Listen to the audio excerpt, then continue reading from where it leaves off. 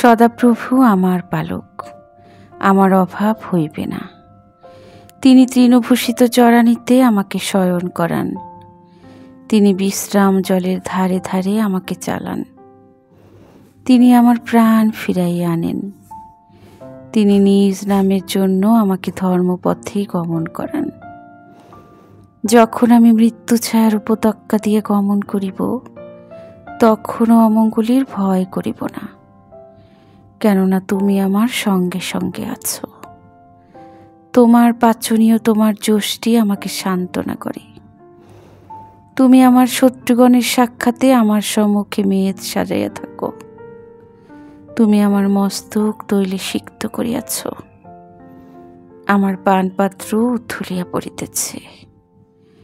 কেবল মঙ্গল ও দয়াই আমার জীবনের সমুদয় দিন আমার অনুচর হইবে, আর আমি সদাপ্রভুর গৃহে চিরদিন বসতি করিব। আমিন।